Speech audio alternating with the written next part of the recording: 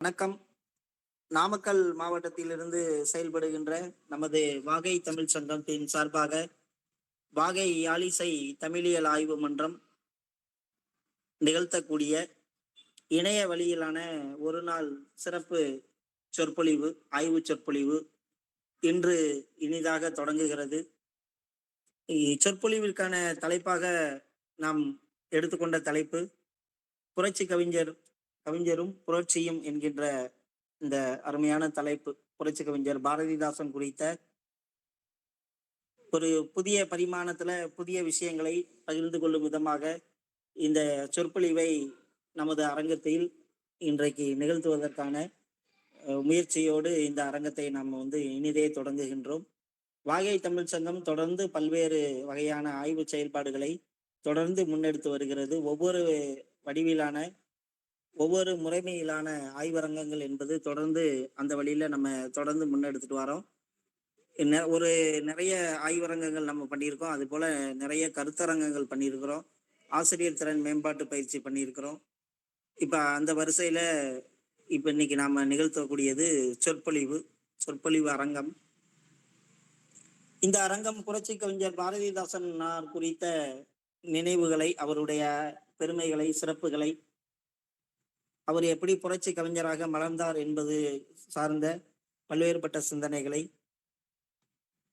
அடிப்படையாக கொண்ட ஒரு ஆய்வு சொற்பொழிவாக நம்ம அரங்கம் இந்த அரங்கத்தை தீர்மானித்திருக்கிறது. அந்த அடிப்படையில இன்றைய அரங்கம் என்பது கொஞ்ச நேரத்துல தொடங்க இருக்கிறது. உங்களுக்கு எல்லாம் தெரியும், புரட்சி கவிஞர் பாரதிதாசன் குறித்த விஷயங்கள் எல்லாம் நீங்க நிறைய தெரிஞ்சிருப்பீங்க. நம்ம எல்லாருமே தமிழ் துறை சார்ந்தவர்கள், பேராசிரியர்கள், ஆய்வாளர்களா இருக்கோம். பாரதிதாசனார் குறித்து அறிமுகம் சொல்வது கொல்லன் தெருல ஊசி விற்கிற மாதிரியான கதையா மாறிடும். ஸோ ஏன் இன்னைக்கு ஜூன் 17க்கு இந்த நிகழ்ச்சியை நம்ம திட்டமிட்டோம் அப்படின்ற விஷயத்த மட்டும் ஒரு தொடக்க உரையாக சொல்லிட்டு நம்ம சொற்பொழிவுக்கு வழிவிட்டுலாம்னு நினைக்கிறேன். எல்லாருக்கும் தெரியும், புரட்சி கவிஞர் பாரதிதாசனுடைய நினைவு அப்படிங்கிறது அவருடைய எல்லாமே ஏப்ரல்லையே வரும். உங்களுக்கு ஏப்ரல் 29 1791 பிறக்கிறாரு. அந்த நாளையும் நம்ம தமிழ்நாடு அரசு, தமிழகம் முழுவதும் இருக்கிற நம்மளை போல தமிழ் அமைப்புகள் பல்வேறு நினைவு நாளாகவும் பல்வேறு சிறப்பு வாய்ந்த நாளாகவும் அந்த பிறந்த நாளை கொண்டாடுறாங்க. அதுபோல ஏப்ரல் 21 1964 அவருடைய பிரிவு நாள், நினைவு நாளாக அதுவும் ரொம்ப சிறப்பான ஒரு தினமாக தொடர்ந்து முன்னெடுக்கப்படுகிறது. எல்லாமே ஏப்ரல்லவே 2 நிகழ்வும் அமைகிறத நம்ம பார்க்குறோம். இதை தாண்டி மே 31 1990 தாண்டி மே 31 பாரதிதாசனுடைய நூல்களை எல்லாம் நாட்டுடைமையாக அறிவிக்கிறாங்க. இதெல்லாம் உங்களுக்கு வெளிப்படையா தெரிந்த பாரதிதாசனுக்கே உரிய சிறப்பான தினங்கள். பிறந்தது, இறந்தது, அவருடைய படைப்புகள் நாட்டுடைமையாக்கப்பட்டது. இந்த வழக்கமான இந்த தேதிகளை நம்ம பயன்படுத்தி புரட்சி கவிஞர் பாரதிதாசன் குறித்த இந்த உரையை நாம் அமைக்காம ஏன் ஜூன் 17ஆம் தேதி இன்னைக்கு நாம எடுத்திருக்கோம் அப்படின்னா, அவருடைய வரலாற்றை விரிவாக படிச்சு பார்த்தோம் அப்படின்னா ஜூன் 17க்கு பாரதிதாசனுக்கும் ஒரு பொருத்தமான, இந்த சொற்பொழிவு தலைப்புக்கும் பொருத்தமான ஒரு நாளாக அந்த நாள் அமைகிறது. அப்படி என்ன அப்படின்னு கேட்டீங்கன்னா, பாரதிதாசன் வரலாறை முழுமையாக படித்தவர்களுக்கு அது தெரியும். வரலாற்று ரீதியான ஒரே ஒரு மறைமுகமான தொடர்பு இன்னைக்கு ஜூன் 17ஓடு பாரதிதாசனுடைய வரலாறுக்கு சம்மந்தப்பட்டதாக நமக்கு அமைகிறத நம்ம பார்க்கோம். ஒரு இன்டைரக்டான ஒரு ஹிஸ்டாரிக்கல் ஒரு கனெக்ஷன் இந்த ஜூன் 17க்கும் பாரதிதாசனுடைய வாழ்க்கைக்கும் இருக்கு. அப்படி என்ன சார் இருக்குன்னு கேட்டீங்கன்னா, பாரதிதாசன் அவரோட வாழ்நாள்ல தீவிரமாக பின்பற்றிய அவரது கவிதை உலகிற்கு வழிகாட்டியாக இருந்த மகாகவி சுப்பிரமணிய பாரதியாரின் வரலாற்றோடு ஜூன் 17ஆம் தேதிக்கு ஒரு முக்கிய தொடர்பு இருக்கு. என்ன முக்கிய தொடர்புனா, உங்களுக்கு எல்லாம் தெரியும், 1911 ஜூன் 17 தான் ஆஸ் கொலை நடக்கு. வாஞ்சிமணி ஆட்சியில ஆஸ் கொலை என்பது 1911 ஜூன் 17 வாஞ்சிநாதன் மணியாச்சில ரயில் நிலையத்துல பிரிட்டிஷ் ஆட்சியர் ஆஸ் துறையை சுட்டு கொள்றாரு. அந்த நிகழ்வு நடக்கு. அது எப்ப நடக்கு? 1911 ஜூன் 17 காலையில நடக்கு.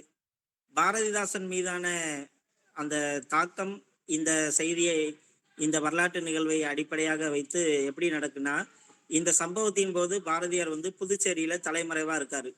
இந்த அரசியல் எழுச்சி மற்றும் புதுச்சேரியில இருக்கக்கூடிய தேசபக்தர்களினுடைய அந்த ரகசிய நடவடிக்கைகள் அப்போது இளைஞராக இருக்கக்கூடிய பாரதிதாசனுடைய கனக சுப்புரத்தினம் என்று சொல்லக்கூடிய நம்ம புரட்சி கவிஞர் பாரதிதாசனுடைய தேச பக்தியையும் அவர் தீவிர தமிழ் உணர்வுக்கு அவரை கொண்டுட்டு செல்லக்கூடிய ஒரு வரலாற்று நிகழ்வாக இந்த நாள் என்பது புரட்சி கவிஞர் பாரதிதாசன் மனசுல அவரை ஒரு புரட்சி தீய விதைக்கிற ஒரு முக்கியமான நாளாக இருக்கு. இங்க இருந்துதான் கனக சுப்புரத்தினம் புரட்சி என்கின்ற புரட்சி கவிஞர் என்கின்ற ஒரு அடையாளத்துக்கு முன்னகர்த்தப்படுதாரு அப்படின்னு நாம பாக்குறோம். அது எப்ப அப்படின்னா, எல்லார் வாழ்க்கையிலுமே ஏதோ ஒரு முக்கியமான இடத்துல ஒரு ஃபயர் வந்து வரும். ஒரு வாழ்க்கையில ஒரு ஒரு திருப்பு முனையாக அல்லது வாழ்க்கையில ஒரு மைல்கண் அப்படின்னு சொல்லக்கூடிய மைல்கல்லுன்னு சொல்லக்கூடிய ஏதோ ஒரு வரலாற்று திருப்பு முனை எல்லோருடைய வாழ்க்கையிலையும் ஏதாவது ஒரு இதுல வரும். அப்படி பாரதிதாசனுடைய வரலாற்றுல மிக முக்கியமான திருப்பு முனையாக அவருடைய ஒரு முழு பரிமாணத்தை ஒரு டைமென்ஷனை பாரதிதாசனுக்கு கொடுத்த ஒரு முக்கியமான நாளாக இந்த ஜூலை 17 அமைகிறது. அதற்கு பிறகுதான் அவர் தீவிரமான தேசபக்திக்கான விஷயங்கள் எல்லாம் முன்னெடுக்கிறாரு அப்படின்னு நாம பாக்குறோம். அதனால நாம வந்து அதுவும் போக நமக்கு ஏப்ரல்ல நாம கடந்துட்டோம். ஏப்ரல் மாதம், மே மாதம்லாம் தொடர்ச்சியாக திருநங்கைகள் குறித்த கருத்தரங்குகள் நம்ம நடத்தணும். 5 கருத்தரங்குகள் நடத்தணும். அந்த நேரத்துல ஏற்கனவே ஷெட்யூல் செய்யப்பட்டனால அந்த தேதியில நமக்கு பாரதிதாசனை நினைவு கூற முடியல. ஸோ அதை நம்ம மிஸ் பண்ணிட்டோம் அப்படின்ற இடத்துல வேற என்னெல்லாம் செய்யலான்னு எதாச்சும் எடுத்து வீட்டில் இருக்கிற புத்தகத்தை எடுத்து படிக்கும்போது, பாரதிதாசன் வரலாறு எடுத்து படிக்கும்போது, அதுல இந்த ஜூன் 17 என்பது ரொம்ப ஒரு முக்கியமான தினமாக நான் அதை கவனிச்சேன். அப்ப ஏப்ரல் மாதம், மே மாதத்துல நம்ம விட்டதெல்லாம் இந்த ஜூன் மாதத்துல பயன்படுத்திக்கிடலான்ற அடிப்படையில தான் ஜூன் 17 நம்ம தேர்வு செய்து இன்னைக்கு புரட்சி கவிஞருக்கான நினைவாக நாம இந்த சொற்பொழிவை அமைச்சிருக்கிறோம். இந்த தேதியில இந்த நிகழ்ச்சியை நடத்துறதுல இது ஒரு ஒரு கனெக்டிவிட்டி இருக்கக்கூடிய ஒரு விஷயமாக நான் இந்த இடத்துல பதிவு பண்ணிக்கிடுறேன். இது உங்களுக்கு நான் சொல்லுவேன் அப்படின்னு ஏற்கனவே உங்களுக்கு தெரிவிச்ச இந்த விஷயத்தோடு நான் என்னுடைய தொடக்க சொற்பொழிவு சார்ந்த இந்த அரங்கத்தினுடைய தொடக்க உரையை நிறைவு செய்கின்றேன். தொடர்ந்து சொற்பொழிவு ஆற்றுவதற்காக மதிப்பிற்கும் பேரன்பிற்கும் பெருமதிப்பிற்கும் உரிய பேராசிரியர் நமக்கு முரளி சார் அவர்கள் காமராஜர் கல்லூரி தூத்துக்குடியிலிருந்து நமக்கு வருகை தந்திருக்கிறாங்க. மிகப்பெரிய ஆய்வறிஞர், முதல்ல நல்ல ஒரு தேர்ந்த ஆய்வாளர், அப்புறம் பேராசிரியர், ஆய்வறிஞர், எல்லாத்துக்கும் அடுத்தபடியாக மிகப்பெரிய சொல்வன்மை படைத்தவர், நல்ல சிறப்பான சொற்பொழிவுகளை நடத்தக்கூடிய வல்லமை பெற்றவங்க, எல்லா வகையிலையும் பன்முக திறமை கொண்ட ஒரு பேராசிரியர். அவங்கள தான் நாம இன்னைக்கு சொற்பொழிவுக்காக அழைச்சிட்டு வந்திருக்கிறோம். சிறப்பு சொற்பொழிவாளர் குறித்து ஒரு வரவேற்புரையையும் அவர்களுக்கான ஒரு அறிமுகத்தையும் வழங்குவதற்காக வாகை யாழிசை தமிழியல் ஆய்வு மன்றத்தில் இருந்து முதுமுனைவர் பா சண்முகராணி அவர்களை அன்போடு அழைக்கின்றேன். நன்றி. அனைவருக்கும் மாலை வணக்கம். ஐயா முரளி ஐயா அவர்களை வரவேற்கும் விதமாக அவரை பற்றிய ஒரு சிறப்பு உரை, அதுவும் ஒரு சிறிய உரையாக அமையும் என்று நினைக்கிறேன். ஐயா அவருங்க வந்து காமராஜ் கல்லூரியில தமிழ் துறையில இணை பேராசிரியராக பணிபுரிந்து வருகிறார்.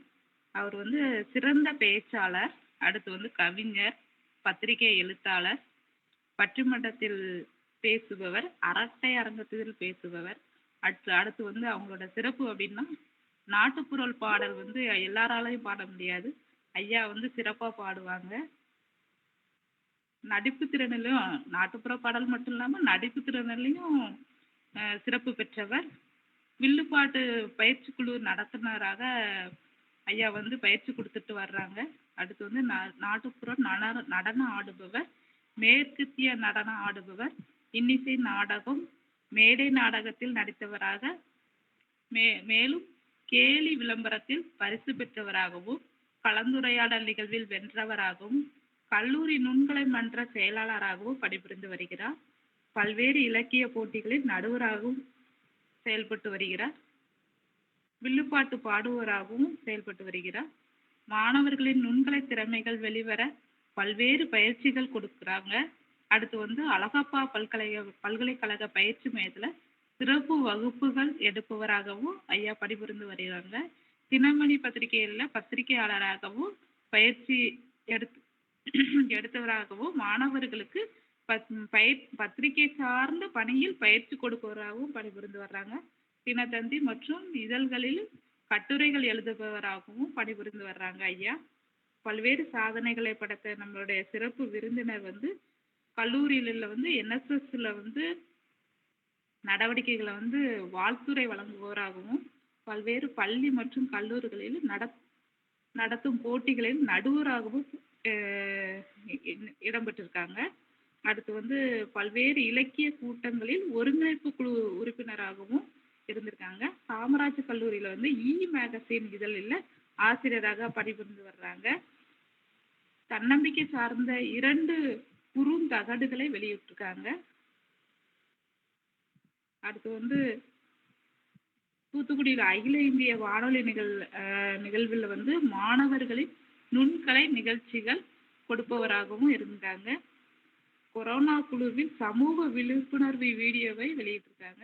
இலக்கிய, உடல்நலம், அறிவியல் சார்ந்து 300க்கும் மேற்பட்ட வெபினர்களில் பங்கேற்று சான்றிதழ்கள் பெற்றிருக்காங்க. இன்னும் ஐயா பத்தி சொல்ல போனோம்னா யூடியூப்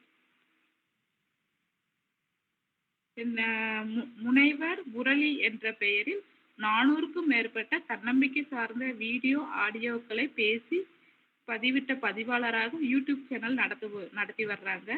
பைந்தமிழ் இலக்கிய பேரவையில் வந்து தலைமை ஆலோசகராக இருக்காங்க. இலக்கிய சுடர் என்னும் பன்னாட்டு தொல்லியல் கலை இலக்கிய பன்னாட்டு இதழ் மதிப்பீட்டு குழுவில் ஆசிரியராகவும் பணிபுரிந்து வர்றாங்க ஐயா. இவங்க பெற்ற விருதுகள் அப்படின்னா பேராசிரியர் செம்மல் விருது வந்து 2020 பெற்றிருக்காங்க. எழுச்சி கவிஞர் விருது 2020, கல்வி ரத்னா விருது, ஆளுமை கவி செம்மல் விருது, மகத்தான ஆசிரியர் விருது, டாக்டர் ராதாகிருஷ்ணன் விருது, ஆளுமை ஆசிரியர் விருது, பெஸ்ட் டீச்சர் அவார்டு, சாதனையாளர் விருது, தமிழறிஞர் அண்ணா விருது, ஆசிரியர் சிற்பி, சொற்பொழிவு சுடர் விருது, தமிழ் சான்றோர் விருது, Mahatma Gandhi global peace award, கனவு ஆசிரியர் விருது, கலாம் அறிவு மாமணி விருது, most innovation professional award, best professor and young Kalam award vision விருது, தமிழ் மாமணி விருது, இலக்கண வளமையாளர் விருது, நேஷன் பில்டர் விருது, அறிவு களஞ்சியம் விருது, அறிவு சுடர்மணி விருது, சுடரொளி விருது, சிலப்பதிகார தேனறிவி விருது, நல்லாசிரியர் மாமணி விருது, இளம் நாவலர் விருது. இவ்வளவு விருதுகளை பெற்ற நம்மளுடைய சிறப்பு விருந்தினர் வந்து நம்மளுக்கு இப்ப வந்து பாரதிதாசன் பற்றி சிறப்பான ஒரு உரையை வழங்குவாங்க. ஐயா அவர்களை சிறப்புரை வழங்குமாறு அன்போடு அழைக்கிறோம். நன்றி, வணக்கம். புரட்சி கவிஞரும் புரட்சியும் என்கின்ற தலைப்புல இப்போது சொற்பொழிவு நிகழ இருக்கிறது. சொற்பொழிவாளரும் தேர்ந்த பேராசிரியரும் ஆகிய மதிப்பிற்கும் மரியாதைக்கும் உரிய முரளி சார் அவர்களை பேரன்போடு உரையாற்றுவதற்கு, சொற்பொழிவு வழங்குவதற்கு அன்போடு அழைக்கின்றோம். நன்றி. சங்கே முழங்கு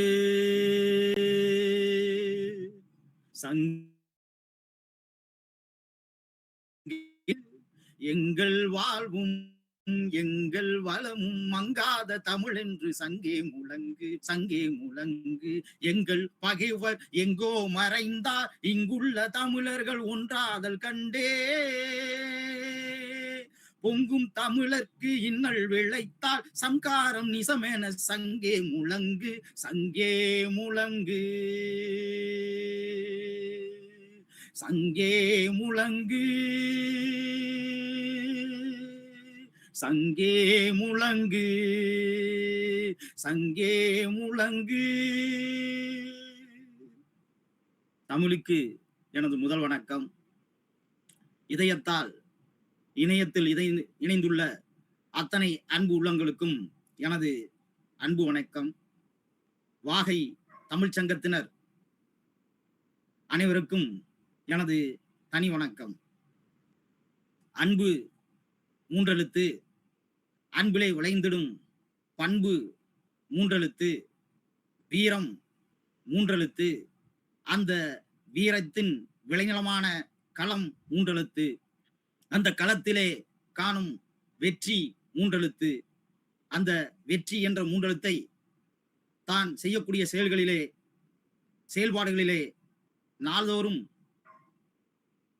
வென்று காட்டிக் கொண்டிருக்கின்ற எனது அன்புக்குரிய நண்பர், இந்த நிகழ்ச்சியினுடைய ஒருங்கிணைப்பாளர் முதுமுனைவர் ஐயப்பன் அவர்களுக்கு எனது அன்பு வணக்கம், நன்றி வணக்கம். புரட்சி கவிஞரும் புரட்சியும். புரட்சி கவிஞர் யார் என்பதை நான் சொல்லித்தான் தெரிய வேண்டுமா உங்களுக்கு? புரட்சி கவிஞர் என்றாலே அவர் நமது பாரதிதாசன் தான். பாரதிதாசன் என்பது அவரது பெயரா? இல்லை. பாரதியின் மீது தீராத பற்றின் காரணமாக தனது பெயரை பாரதிதாசன் என்று மாற்றிக்கொண்டவர். புதுவையில் பிறந்தார். அது சரி, எந்த ஆண்டு? 1891. எந்த மாதம்? ஏப்ரல் 29ஆம் தேதி. ஏப்ரல் மாதம் 29ஆம் தேதி. என்ன கிழமை? இன்றைய கிழமைதான் அது, புதன்கிழமை. எத்தனை மணிக்கு? சரியாக இரவு 10:45 மணிக்கு பிறந்த ஒரு மாபெரும் கவிஞர்தான், குழந்தைதான் பாரதிதாசன் அவர்கள். தேசிய கவி நமக்கு தெரியும் பாரதியார். புரட்சி கவி நமது பாரதிதாசன் தான். ஏன் புரட்சி கவி என்று அழைக்கப்படுகிறார்? ஏன்? அதுக்கு நிறைய காரணங்கள் இருக்கின்றன, அடுக்கிக் கொண்டே போகலாம். சரி, அவர் என்ன வகையிலெல்லாம் புரட்சி செய்தார்? கல்வி புரட்சி. கல்வி இருட்டிற்கு கலங்கரை விளக்கு என்று சொல்லியிருக்கிறார். இருட்டிற்கு கலங்கரை விளக்கு. அதுவும் பெண் கல்வி புரட்சி. அன்றைய காலகட்டத்தில் பெண்கள் படிப்பதற்கு அனுமதி கிடையாது என்பது, விட்டு விட்டும் வெளியே வர இயலாது என்பதும் நாம் நன்கு உணர்ந்ததுதான். அன்றைய காலகட்டத்தில் பெண் கல்வியை வலியுறுத்தி புரட்சி செய்தவர் பாரதிதாசன் அவர்கள். பெண் கல்வி மிக முக்கியமானது. பெண்கள் கல்வி கற்க வேண்டும். எதற்கு? குடித்தனம் பேணுவதற்கு. பெண் கல்வி வேண்டும். எதற்கு? மக்களை பேணுவதற்கு. பெண் கல்வி வேண்டும். எதற்கு? கல்வியை பேணுவதற்கு. பெண்கள் கல்வி கற்க வேண்டும். எதற்கு? இந்த சமுதாயத்தை பேணுவதற்கு என்று புரட்சி செய்தவர் நமது புரட்சி கவி. பெண்ணிய புரட்சி. அந்த கல்லாத பெண்களை களர் நிலம் என்று சொல்கிறார். அந்த களர் நிலத்தில் புதல்வர்கள் புல் விளைந்திடலாம் என்று பதிவு செய்கிறார். நல்ல புதல்வர்கள் விளைவதில்லை என்றும் சொல்கிறார். ஆக பெண் கல்வியினால் அறிவு சார்ந்த குழந்தைகள்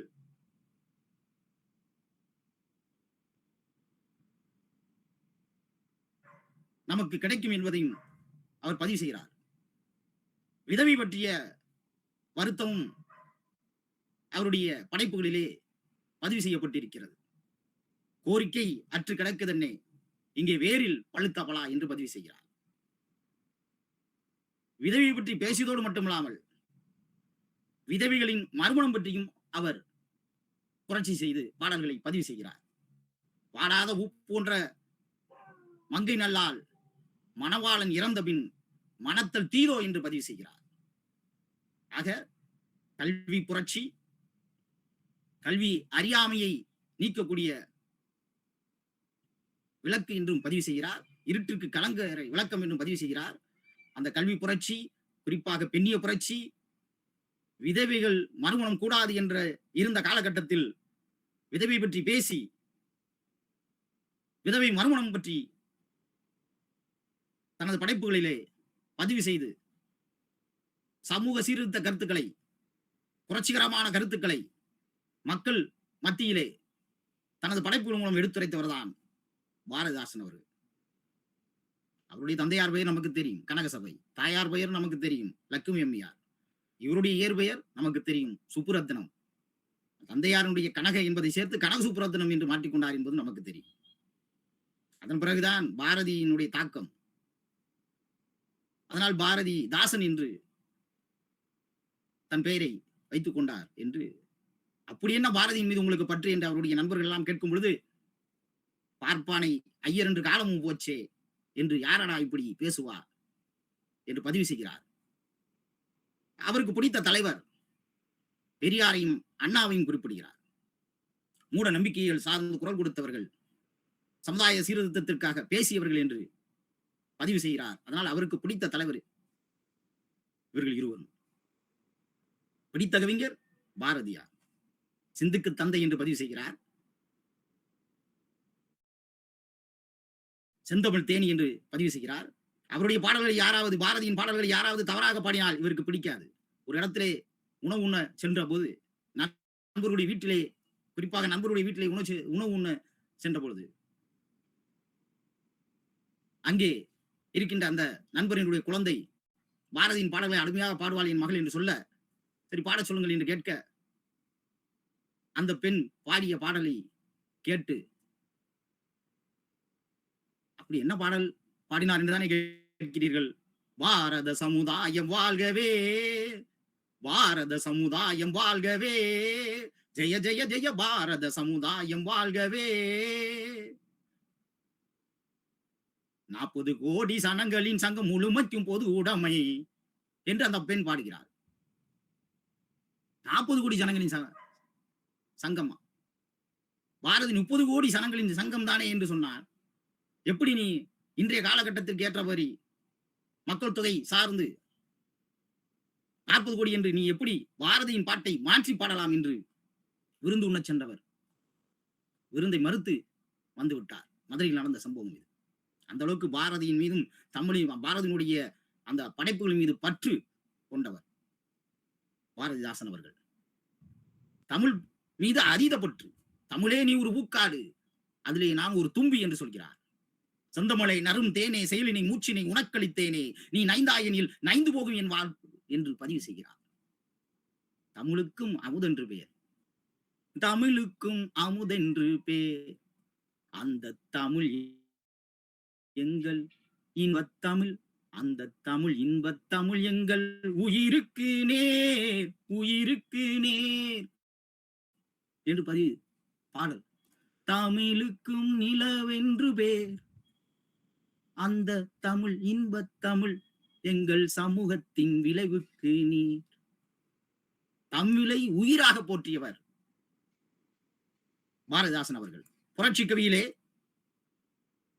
சிறை தண்டனை சார்ந்து உதாரணமும் அமுதவழியும் நிற்கும் பொழுது அந்த தண்டனை பொருட்டு மக்களை பார்த்து வீர ஆவேசத்தோடு புரட்சி நிறைந்த வரிகளை சொல்லும் பொழுது, தமிழ் அறிந்ததால் வேந்தன் என அழைத்தான், தமிழ் கவி என்று எண்ணி அவளும் காதலித்தாள், அமுது என்று சொல்லும் இந்த தமிழ் என் ஆவி அழிவதற்கு காரணமாக இருந்து விடுமோ?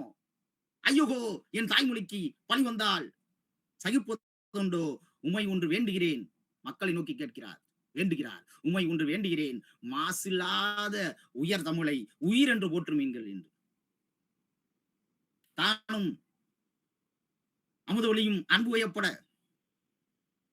இந்த தமிழ் கற்பித்தல் காரணமாக இருந்தது என்று இந்த சமுதாயம் பேசிவிடுமோ என்று, தமிழ் மொழிக்கு பழி வந்து விடுமோ என்று துடித்தவன், தவித்தவன். தமிழ் பற்று, அந்த இடத்திலும் தமிழ் பற்று சார்ந்த கருத்துக்களை விதைத்தவன் பாரதிதாசன் அவர்கள். ஆக கல்வி புரட்சி, பெண்கல்வி புரட்சி, விதவை சார்ந்து பேசி விதவை மறுமணம் சார்ந்த புரட்சி, அதை கடந்து தமிழ் சார்ந்த புரட்சி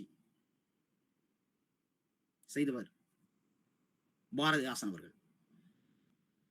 இந்திய எதிர்ப்பு புரட்சியும் அவருடைய படைப்புகளிலே நாம் காணலாம், அவருடைய செயல்பாடுகளிலே நாம் காணலாம். இந்திக்கு தமிழ்நாட்டில் ஆதிக்கமாம், நீங்கள் எல்லாரும் வாருங்கள் நாட்டினரே, செந்தமிழுக்கு தீமை வந்த பின்னும் இந்த தேகம் இருந்துவதோ ஒரு லாபம் உண்டோ? விந்தை தமிழ் மொழி எங்கள் மொழி, அது வீரத்தமிழ் மக்கள் ஆவி என்போம், இந்திக்கு சலுகை தந்திடுவார், அந்த ஈனரை காரி மூழ்ந்திடுவோம் என்று பதிவு செய்கிறார். எப்பக்கம் வந்து புகுந்து விடும் இந்தி, இன்னும் எத்தனை பட்டாளம் கூட்டி வரும், அற்பம் என்போம் அந்த இந்திதனை, அதன் ஆதிக்கம் தன்னை புதைத்திடுவோம் என்று இந்தி எதிர்ப்பு சார்ந்து குரல் கொடுத்தவர், தமிழ் மொழி மேன்மைப்படுத்தியவர், தமிழ் மொழியின் மீது பற்று கொண்டவர் பாரதிதாசன் அவர்கள். அப்படி என்றால் பிற மொழிகளை கற்கக்கூடாதா? இன்றைய காலகட்டத்திற்கு அது பொருந்துமா? நீங்கள் கேட்கலாம். அன்றைய காலகட்டத்தில் மொழி சார்ந்து பதிவு செய்து அந்த மொழிக்கு மக்கள் விரோத எதிர்ப்புக்கு அந்த இந்தியை எதிர்த்து பதிவு செய்தோடு மட்டுமில்லாமல் பிறமொழிகளை கற்பதை பற்றி அவர் ஒன்றும் அதீதமாக மறுக்கவில்லை. ஆங்கிலத்தை கற்கையிலும் அயல்மொழியை கற்கையிலும் செந்தமிழை உயிராக கொள்வீர் என்று சொல்கிறார். எதை மொழினால் படி, தமிழை உயிராக மதி என்று அவருடைய படைப்புகளிலே சமுதாய கருத்துக்கள் மேலோங்கி இருந்தாலும் தமிழ் புரட்சி சார்ந்த கருத்துக்கள் அதை கடந்தும் மேலோங்கி உணர்விலே இருந்து கொண்டே இருந்தது என்பது யாராலும் மறுக்க முடியாது. பாரதிதாசன் அவர்களுக்கு பிடித்த உணவு தெரியுமா? பிடித்த உணவு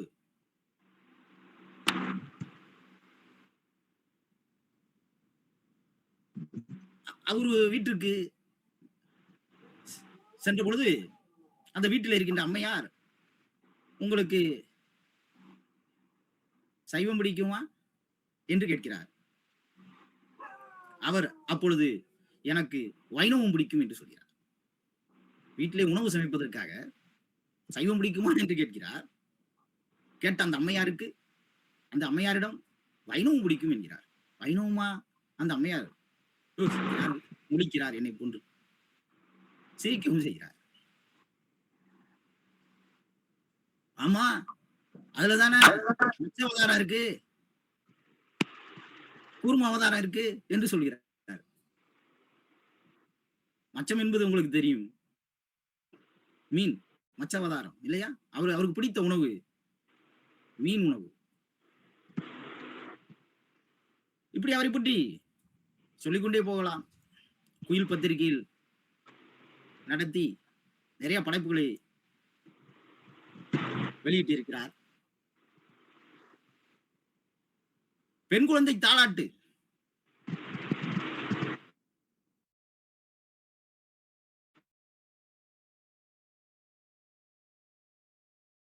அதுலயும் தாலாட்டிலே அந்த காலகட்டத்திலே தலைவர்களையோ மன்னர்களையோ கடவுளையோ வைத்து பாடக்கூடிய மரபு, அந்த மரபை கடந்து அதுலயும் பகுத்தறிவு கருத்துக்களை புகுத்தியவன் பாரதிதாசன் அவர்கள். என்ன என்றுதானே கேட்கிறீர்கள்? ஆம், சாணிக்கு பொட்டிட்டு சாமி என்பார், நீ நாணி கண்ணுறங்கு, அதற்கு நீ நகைத்து கண்ணுறங்கு என்று சொல்கிறார். இதை நான் இன்னும் விரிவிட சொல்ல வேண்டுமா என்ன? நம்பிக்கை சரி, மூட நம்பிக்கை அவர் அறவே மறுக்கிறார், எதிர்க்கிறார். இது இரவு நேரம், வானத்திலே நட்சத்திரங்கள் எல்லாம் தோன்றும், நிலவு தோன்றாமலா இருக்கும். அந்த நிலவை பார்த்தும் அவர் கவிதை வடிக்கிறார். எப்படி? நீலவான ஆடைக்குள் உடன்முறைத்து நிலா என்று காட்டுகின்றாய் ஒளிமுகத்தை, நீலவான ஆடைக்குள் உடல்முறைத்து நிலா என்று காட்டுகின்றாய் ஒளிமுகத்தை, கோலம் முழுதும் காட்டிவிட்டால் காதற் கொள்ளையிலே ஊலகம் சாமோ.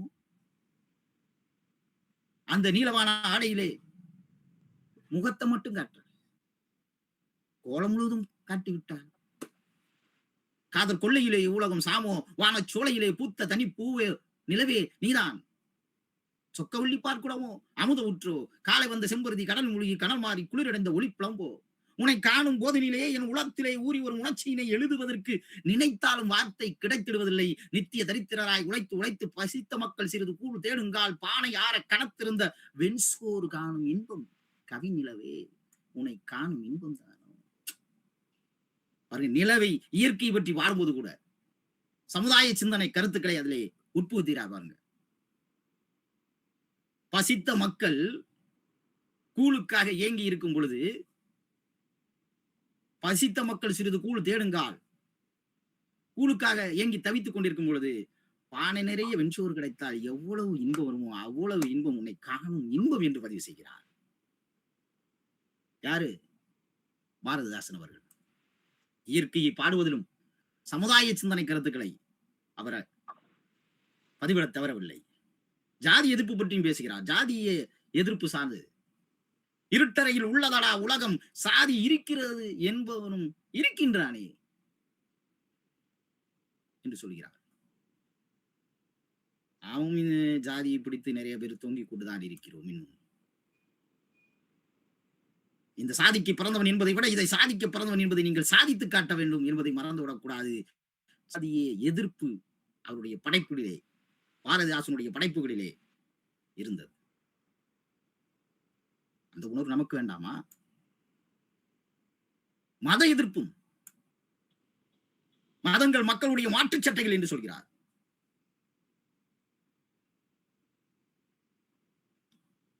அந்த மாற்றுச் சட்டைகளை அணிந்து கொண்டால் என்ன? மதவாதிகள் அதற்கு எதிர்ப்பார்களா? நாங்கள் எல்லாம் ஒன்றுபட்டோம் என்று சொன்னால் என்ன? மக்கள் எல்லாம் நாங்களாம் ஒன்றுபட்டு இருக்கின்றோம் என்று சொன்னால் மதவாதிகள் நீங்கள் ஒன்றுபட்டு இருக்கக்கூடாது என்று சொல்வார்களா? அவர்கள் அருள் உள்ளம் படைத்தவர்கள் என்றோ அவ்வாறு சொல்ல மாட்டார்கள் என்று நாட்டியல் நாட்டுவோம் என்ற பகுதியிலே படைப்பிலே பதிவு செய்கிறார். சாதிய எதிர்ப்பு, மதம் சார்ந்த எதிர்ப்பு அவருடைய படைப்புகளிலே நாம் காணலாம். சமத்துவ புரட்சி, சமத்துவம் எல்லாருக்கும் எல்லாம் கிடைப்பதுதான். உயர்ந்தவன் தாழ்ந்தவன் என்ற நிலை இல்லாமல் இருப்பதுதான். ஏழை பணக்காரன் என்று இல்லாமல் இருப்பதுதான். அதானே சமத்துவம். எல்லாருக்கும் எல்லாம் கிடைக்கணும், அதானே சமத்துவம். அவருடைய படைப்புகளை பதிவு செய்கிறார். ஓடப்பராயிருக்கும் ஏழையப்பர் உதயப்பர் ஆகிவிட்டால், ஓடப்பராயிருக்கும் ஏழையப்பர் உதயப்பர் ஆகிவிட்டால் ஓர் நொடிக்குள் ஓடப்பர் உயரப்பர் எல்லா மாதிரி ஒப்பப்பர் ஆகி விடுவார் உணரப்பா நீ என்று பதிவு செய்கிறார். இவ்வாறு ஏழைகள் அவங்க சிந்திக்க ஆரம்பிச்சுட்டான்னு வச்சுக்கோ, ஓர் நொடியில ஓடப்பரும் சரி உயரப்பரும் சரி எல்லா மாதிரி பொதுநிலை தான், எல்லாரும் ஒப்பப்பர் தான். உணர்ந்துக்கோ, பார்த்துக்கோ, திருந்திக்கோ, ஏமாத்தாத, ஏற்றத்தாழ்வு பார்க்காத. அவர்கள் சிந்திக்க தொடங்கி விட்டால் உன் நிலை என்ன ஆகும் என்று எச்சரிக்கை விடுக்கிறார். உணர்ந்துக்கோ, பதிவு செய்கிறார். மனிதநேய புரட்சியும் அவரிடம் படைப்புகளிலே உண்டு. மனிதநேயமா? மனிதன் என்பவனே மனிதம் நிறைந்திருந்தால் தானே அவன் மனிதன். ஆசை கோபம் களவு கொண்டவன் பேச தெரிந்த மிருகம், அன்பு நன்றி கருணை கொண்டவன் மனித வடிவில் தெய்வம். இது ஒரு கவிஞர். யாரு மனிதன், யார் தெய்வம் என்று சொல்கிறார். இவரு மனிதனை பத்தி என்ன சொல்றார்? இமயச்சாரலில் ஒருவன் இருமினாள், இமயத்துல ஒருத்தன் இருமினான். குமரி குமரி வாழ்பவன் மருந்து கொண்டு ஓடினான். இமயமலையில ஒருத்தன், வடக்க இமயமலை இருக்கு, இமயமலையில ஒருத்தன் இருமுனா, தெற்கே கன்னியாகுமரி இருக்கு, வேற வேற பகுதி, இங்க இருந்து ஒருத்தன் என்ன கொண்டு வரான்? மருந்து கொண்டு ஓடினான். இந்த நிலை வேண்டும், மனிதநேயம், இந்த மனிதநேயம் வேண்டும் என்று பதிவு செய்கிறார். தொழிலாளர் நலன் சார்ந்து நிறைய பேசியிருக்கிறார் பாரதிதாசன். பேரன்பு கொண்டவரே, பெரியோரே, என் பெற்ற தாய்மாரே, நீரோடை நிலங்களுக்கு நெடுமுரங்கள் நிறைந்து பெரும் காடாக்க பெருங்கலின் நெருங்குன்றில் பிற பாம்பு கூட்டம் போராடும் பாலினத்தை அந்த நாளில் பொதுக்கியவர் யார்? சிற்றூரும் வரப்படுத்த வயலும் ஆறு தேக்கியனால் வாய்க்காலும் வகைப்படுத்தி நெச்சேர உழுது உழுது பயனுழைக்கும் நிறையிழப்பு தோள்கள் எல்லாம் எவரின் தோள்கள்? கற்புளந்து மலை வளர்ந்து கனிகள் வெட்டி கருவியெல்லாம் செய்து கைதான் யார்? பொற்றுகளை கடல் ஊத்தை மணிக்குளத்தை போய் எடுக்க அடக்கிய மூச்சு எவரின் மூச்சு? அக்கால உலகிருட்டை தலைதாக்கி அழகியதாய் வசதியதாய் செய்து தந்தார் இக்கால நால்வர்ணம் அன்றிருந்தால். என்னாச்சு? நல்லா தானே பேசிட்டு இருந்தாரு. தொழிலாளர் நான் சார்ந்து அவருடைய பேச்சு தொழிலாளர்களுக்காக, எல்லாம் தொழிலாளர் செஞ்சதுதான். எல்லாமே பூமி அழகியதாய் வசதியதாய் செய்து தந்தது எல்லாம் தொழிலாளர்கள் தான். காண்பதெல்லாம் தொழிலாளி செய்ததுதான். அவன் காண தகு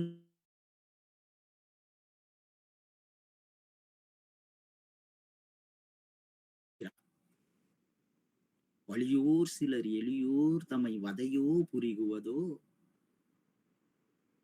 வலியோர் சிலர் எளியோர் தம்மை வதையோ புரிகுவதோ, கொலைவாளினை எடடா கொலைவாளினை எடடா மிகு கொடியோர் செயல் அறவே என்று பதிவு செய்கிறார். சமூக நீதி, சமூக நீதி புரட்சி. கல்வி புரட்சி, பெண்ணிய புரட்சி, இந்திய எதிர்ப்பு புரட்சி, இயற்கை பாடுவதிலும் சமுதாய புரட்சி, கடவுள் மறுப்பு சார்ந்த புரட்சி, பகுத்தறிவு கருத்துக்கள் சார்ந்த புரட்சி, மூட நம்பிக்கைக்கு எதிராக புரட்சி, ஜாதிகளுக்கு எதிராக புரட்சி, மதத்திற்கு எதிராக புரட்சி, தொழிலாளர் நலன் சார்ந்த புரட்சி, மனிதநேயம் சார்ந்த புரட்சி, சமத்துவம் சார்ந்த புரட்சி என்று அந்த புரட்சி கவிஞரின் புரட்சிகள் அவரது படைப்புகளிலே ஏராளம் ஏராளம். தன்பெண்டு தன்பிள்ளை சோறு வீடு சம்பாத்தியம் இவையுண்டு தான் உண்டு என்று வாழ்பவன் சின்னதொரு கடுகு உள்ளம் கொண்டவன் என்று சொல்கிறார். அப்படின்னா சுயநலமா வாழக்கூடாது. அப்படி சுயநலமா வாழ்பவன் கடுகு உள்ளம் கொண்டவன் என்று சொல்கிறார். பொதுநலமா வாழணுங்கிறார். இணைகின்ற தந்தைக்கும் தாய்க்கும் மக்கள் இனம் நீண்ட தமிழ்நாடு தனக்கும் என்னால் திணையளவு நன்மை உண்டாவதாக இருந்தாலும் செத்தொழியும் நாள் எனக்கு திருநாள் என்று பதிவு செய்கிறார்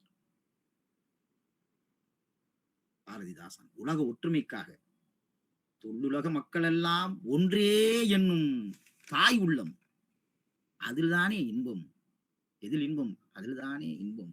எல்லா மக்களும் ஒன்று என்று நினைக்கக்கூடிய அந்த தாய் உள்ளம், அதில்தானே இன்பம் இருக்கிறது என்று பதிவு செய்கிறார். உலக ஒற்றுமைக்காக பாரடா உனது மாநில பரப்பை, பாரடா இப்புவி மக்களை என்று பார்க்க சொல்கிறார். பொது உடைமை புரட்சி, உலக உண்ண உண், உலக உண்ண உண், உலகம் உடுத்த உடுப்பாய் என்று பொது உடைமை பேசிய புரட்சி கவி பாரதிதாசன் என்றால் மிகையாகாது. இவ்வளவு படைப்புகள் படைத்திருக்கின்ற அந்த கவிஞனின் படைப்பு, அந்த படைப்புக்கு உறுதுணையாக இருந்த அந்த பாரதி அவருடைய சுதேசமித்திரனின் அவருடைய படைப்பை வர உதவினாரா? ஆவை ஐயர் பாரதி புதுவையிலே இருந்த பொழுது, பாரதிதாசன் அவர்கள் கூட இருக்கும் பொழுது, சுப்புரத்தினம் கூட இருக்கும் பொழுது, சுப்பு ஒரு கவி பாடு என்று சொல்ல கவி பாடினான். அந்த கவி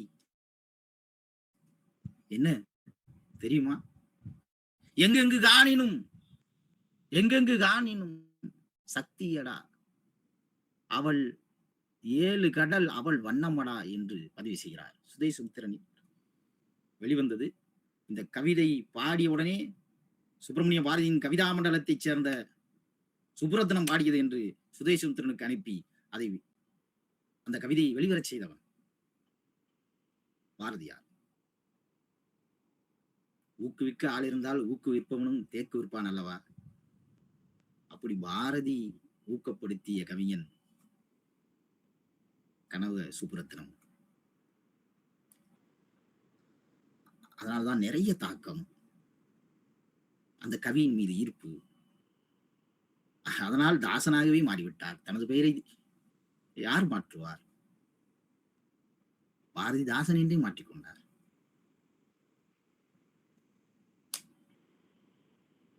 சிறுத்தையே வெளியில் வா, சிங்க இளைஞனே திருப்பு முகம் திற விழி,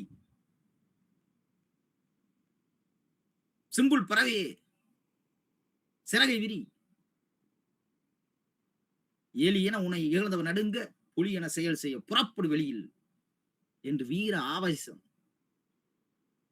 உன்னை இழந்தவர்கள் நடுங்க, யார் என்பதை நிரூபித்து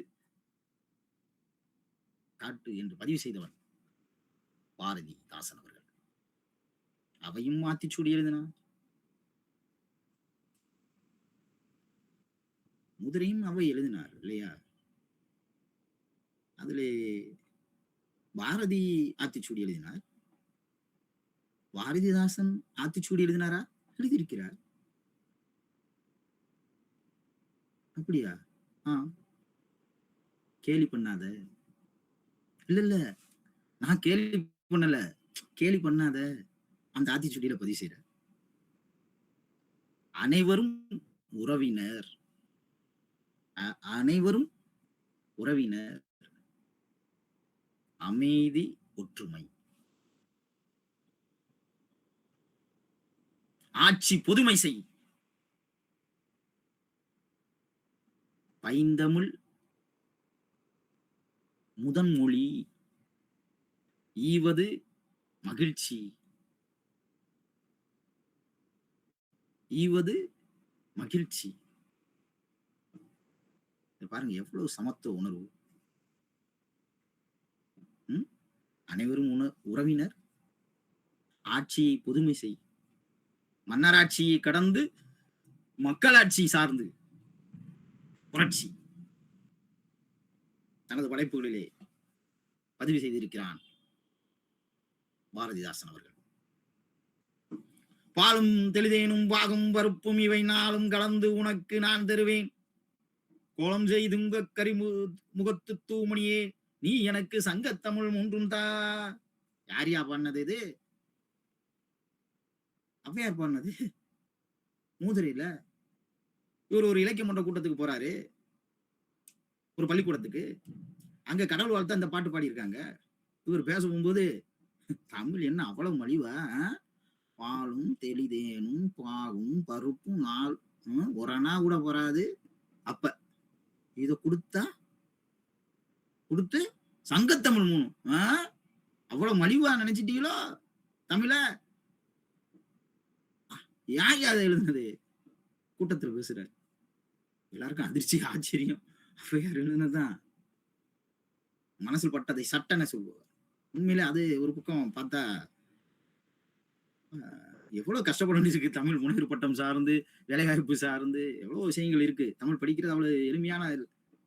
ஆனால் தமிழ் மொழி அருமையான மொழி. மொழியை அழித்து விட்டால் அந்த இனம் அழிந்து விடும்.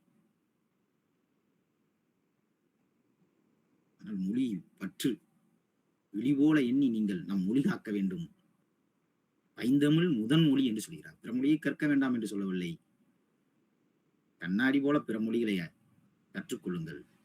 கண் போன்ற தாய்மொழியை உடாக்கி விடாதீர்கள் என்று ஒரு வேண்டுகோளை வைக்கின்றேன். ஐயா, அங்க நிறைய பேர் இளைஞர்கள் உள்ள இருக்கோம். பாரதிதாசன் காதல் சார்ந்து ஏதாவது புரட்சி கருத்துக்களை பதிவு செய்தாரா என்று நீங்கள் கேட்கலாம். ஒரு சிலர் கேட்பது போல தெரிகிறது. கண்ணின் கடைக்கண் பார்வை காதலியர் காட்டிவிட்டால் மாமலையும் ஓர் கடுகாம் என்று பதிவு செய்கிறார். தம்பி, இந்த இணைப்புல கொஞ்சம் முதியவர்களும் இருக்கும். அறிவு சார்ந்து, வயதுல இது சார்ந்து காதல் ஏதாவது இருக்கா?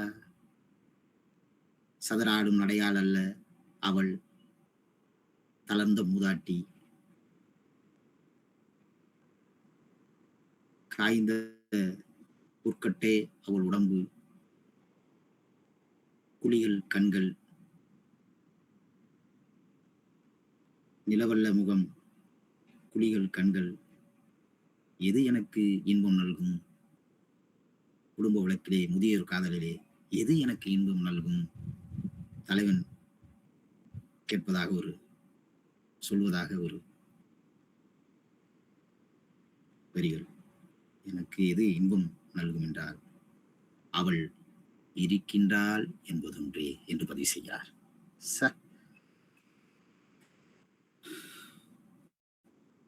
மனைவி இருக்கிறது, அதுவே எனக்கு இன்பம் போகும். அந்த வயது முதிர்ந்த காதல்,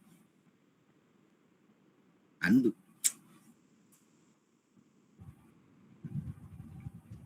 இந்த அன்பு சார்ந்த பதிவுகள் நிறைய இருக்கு அவருடைய படைப்புகள்ல.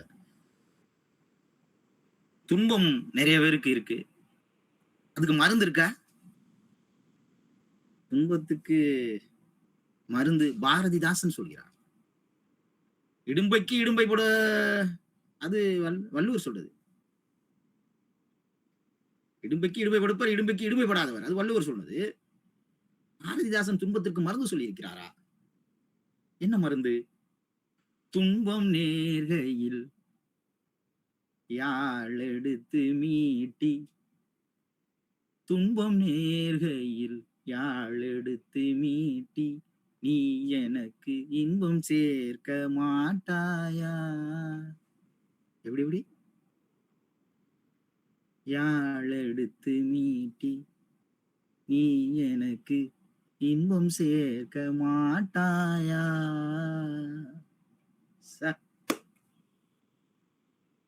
யாழ் எடுத்து மீட்டு இசை துன்பத்திற்கு மருந்து என்று பதிவு செய்தவர் பாரதிதாசன் அவர். என்னது சலதோஷமா? அவர் நண்பர்கள் இருக்கிறாங்க பாரதிதாசனை பார்த்து. இல்ல அந்த நண்பர்கள் யாரு இல்லைங்கிறாரு. அந்த நண்பர்கள் நம்ம சலதோஷமான்னு கேட்ட நண்பர்கள் அபை துரைசாமி, தேவநாயக பாவனார். இல்லை இல்லை, நீங்கள் வரும்பொழுது நான் உறிஞ்சினேன் மூக்கை, ஜலதோஷம் இல்ல, நீங்கள் வந்ததால் தமிழ் மனம் கமழ்கிறது என்று சொல்கிறார்.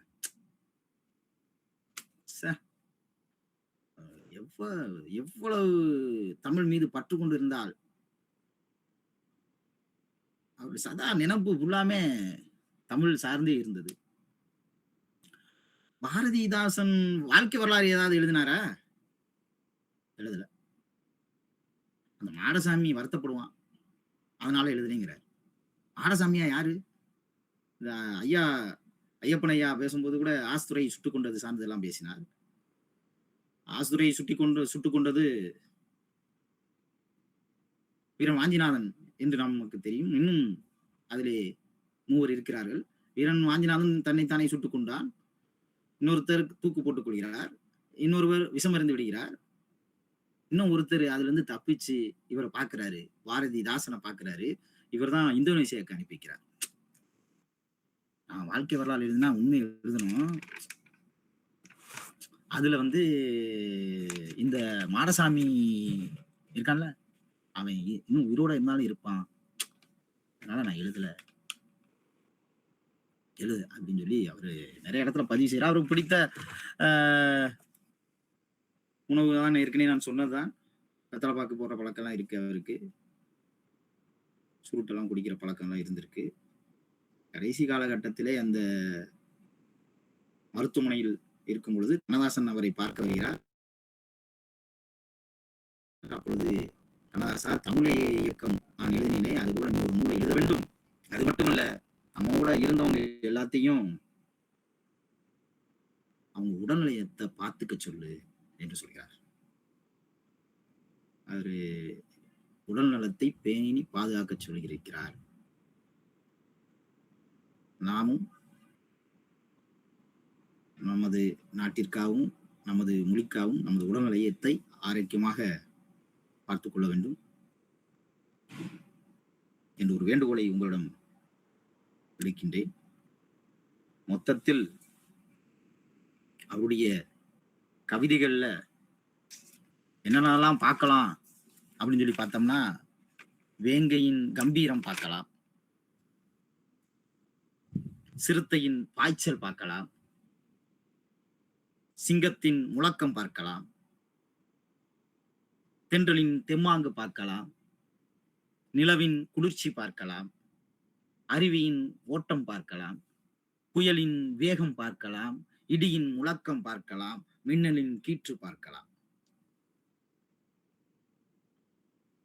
அவருடைய படைப்புகள்ல இவ்வளவு விஷயம் இருக்கு. புதியதோர் உலகம் செய்வோம், கெட்ட ஓரிடும் உலகத்தை வேரோடு சாப்போம். அவர் காண விரும்பிய அந்த சமுதாயம் இந்த இணைப்பில் உள்ளோரால் ஏற்படுத்தப்பட வேண்டும். தமிழுக்கு தொண்டு செய்ய நாம் முன் வர வேண்டும். சமுதாயத்தில் மறுமலர்ச்சி கருத்துக்களை நாம் விதைக்க வேண்டும். கெட்ட ஓரிடும் உலகத்தை வேரோடு சாய்ப்போம், தமிழுக்கு தொண்டு செய்வோம், சாவதில்லை என்ற அவரது கூற்றை உங்களுக்கு சொல்லி, வெள்ளம்போல் தமிழர் கூட்டம், வீரம்கோள் கூட்டம், உள்ளத்தால் ஒருவரே அன்னார், உள்ளத்தால் ஒருவரே உடலினால் பலராய் காண்பார் என்று பாரதிதாசன் சொன்னது போல, இங்கே தமிழின் உள்ளத்தால் ஒன்றிணைந்த உங்கள் அத்தனை பேருக்கும், எனது பேச்சை கேட்ட உங்கள் அத்தனை பேருக்கும் உன் செங்காந்தல் ஆம்பல் அனிச்சன் தண்ணி கைவளை கோலை குறிஞ்சி வெச்சி செங்குடி மேரி தேம்பா மணிச்சிகை உருதனாறு அழுதுத்து உந்துல் கூவரம் எருபுரை எல்லாம் கள்ளி கூவரம் வடவன வாகை வான்பும் குரசம் எருவை செறிவிலை மணிப்புண் கருவலை பசுவி முடி வாகலம் பல்லின காயா விருமல ஆவர வேற ஒரு கூட குறி போலை குறிஞர் கண்ணி குறுகில மகம் விரிவும் ஓங்கும் கரந்தை குழவி கடிமல் வலிமா தில்லை பாலை கல்விவரும் முல்லை முல்லை புடவும் சிறுவாரோடும் வாழை வள்ளி நீண்டுதல் தாளை தவளும் முழுதாள் மாவரை ஞாலம் ஒவ்வொரு நெருந்தும் கோழி சேர சம்பள் சிறுசொல்லி கோட கைத கொங்குமிரலை காஞ்சி மணிக்கூட கற்கும் பாங்கர் பலம் பல்புந்து நக்கம் இங்கே எவன் துண்டா கொண்டே அலுமூர் ஆத்தி நெருங்குறாரே பாண்ட பலாசம் பல்புண்டு வஞ்சி புத்தம் சிந்து வாரம் தும்பை துளா சுரபம் துண்டி நந்தி நரவம் நரம்பு நாகம் வாரம் வீரம் கயிறு உத்தி ஆரம் கால்வை கடி முன்னை நரந்த நாகம் நல்வீர் மாறி மாயிரும் குறுந்தும் வேங்கையும் குழுகும் 99 வகையான இந்த குறிஞ்சி பூக்களையும் எனது பேச்சை இதுவரை கேட்ட உங்கள் அத்தனை பேருக்கும் நாரிலே கோர்த்து மாலையாக சூடி வாய்ப்பு தந்தமைக்காக நன்றி கூறி விடைபெறுகின்றேன். நன்றி, வணக்கம்.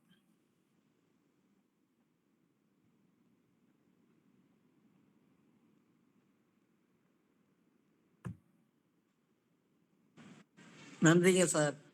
நல்ல ஒரு அற்புதமான உரை. இந்த தலைப்பு ஒரு புரட்சியான தலைப்பு தான். புரட்சி கவிஞரும் புரட்சியும் அப்படிங்கிற தலைப்புல சொற்பொழிவு கொடுக்கறதுங்கிறது ஏராளமான விஷயங்கள் இருக்கு. நீங்க சொன்ன மாதிரி அவ்வளவு விஷயங்களையும் நம்ம எடுத்து வச்சுக்கிட்டு ஒரு மணி நேரத்துல பேசக்கூடிய விஷயம் இல்லை இதுல. ஆனாலும் கூட அந்த ஒரு கொடுக்கப்பட்ட மணித்துளிகளுக்கு ஏற்ப உங்களுடைய இதை வந்து நல்ல மாதிரியா நீங்க நமக்கு செஞ்சிருக்கீங்க.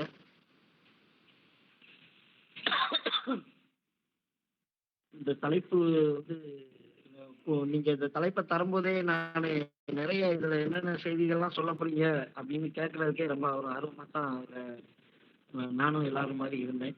புரட்சி கவிஞர் அப்படின்னு போட்டக்கூடிய பாவேந்தர் பாரதிதாசனுடைய புரட்சி அப்படின்னு சொன்னா பெரும்பகுதியும் நிறைய பேர் பேசுறது வந்து அவங்க ஒரு அரசியல் சார்ந்த பெரும்பகுதியும் பேசக்கூடியவங்க வந்து சமூக மாற்றம், பகுத்தறிவு, ஜாதி ஒழிப்பு, சமத்துவம் இதை மையமா வச்சேதான் பெரும்பகுதியும் புரட்சி கவிஞரை அவருடைய புரட்சியை வந்து பெரும்பகுதியுமாக பேசுவாங்க.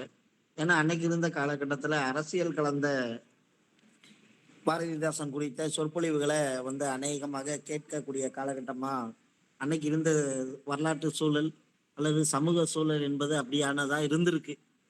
ஸோ அந்த காலகட்டத்துல பெரும்பகுதியும் பாரதிதாசனை பத்தி பேசணும் அப்படின்னு சொன்னாலே சமூக மாற்றம் குறித்து பாரதிதாசன் என்னென்ன சிந்திச்சாரு அப்படின்றத முதல்ல சொல்லிடுவாங்க. அப்புறம் பகுத்தறிவு பத்தி அவர் பேசுற பகுத்தறிவை பத்தி புரட்சின்னு பேசுவாங்க. அவருக்கான ஜாதி ஒழிப்பு விஷயங்களை வந்து புரட்சின்னு பேசுவாங்க. கடைசியா சமத்துவம் குறித்த பாரதிதாசனுடைய சிந்தனைகளை வந்து புரட்சின்னு சொல்லி எடுத்து பேசுவாங்க. இந்த தலைப்பு தான் சொற்பொழிவுகள், பாரதிதாசன் குறித்த சொற்பொழிவுகள்ல அதிகமா நம்ம கேட்பதற்கும் அல்லது பார்ப்பதற்குமான விஷயமாக நிறைய இருந்த சூழல்ல இன்னைக்கு அதுல இருந்து முற்றிலும் கொஞ்சம் மாறுபட்டு ஒரு வேற ஒரு பரிமாணத்துல புரட்சி கவிஞரும் புரட்சியும் அப்படிங்கிற தலைப்புல இன்னைக்கு ஒரு சொற்பொழிவை வந்து நீங்க வழங்கியிருக்கீங்க. நீங்க வழங்கினதுலையுமே இப்ப இந்த மேற்குறித்த செய்திகள் எல்லாம் அதுல அங்கங்க இருக்கத்தான் செய்து ஊடாட்டம் இருக்கிறது, இல்லைன்னு சொல்ல முடியாது. அதையும் நான் வந்து இந்த இடத்துல பதிவு செய்ய விரும்புகிறேன். இன்னும் நிறைய விஷயங்கள் பேசுறதுக்கு இருக்கு. உங்களுக்கு அதுக்கான நேரம் இல்லை அப்படின்றது நல்லா தெரியுது. இப்ப வந்து கலந்துரையாடலுக்கான நேரம். இந்த தலைப்பு குறித்த ஏதாவது உங்களுக்கு கூடுதல் செய்திகள் இருந்தாலோ அல்லது ஏதாவது கருத்துக்கள் நீங்க கேட்கணும்னாலோ ஐயாட்ட நீங்க கேட்கலாம். ஒரு 5-10 மணித்துளிகளுக்குள்ளாக ஒரு 5 நிமிடம் வரைக்கும் நம்ம இதை பண்ணுவோம். அப்புறம் உங்களுக்கு நான் பின்னூட்ட படிவம் வந்து சாட் பாக்ஸ்ல கொடுக்குறேன். தயவு செய்து பொறுமையா எல்லாருமே பின்னூட்ட படிவம் கொடுத்துருங்க. 99 பேருக்கு மேல இருக்கீங்க, 90 பேர் வரைக்கும் இருக்கீங்க. அதனால அனைவரும் பின்னூட்ட படிவத்தை தவறாம பூர்த்தி பண்ணிருங்க. வேற ஏதேனும் செய்திகள் இருந்தா நீங்க ஐயாட்ட கலந்துரையாடலாம். நன்றி. ஐயா வணக்கம்.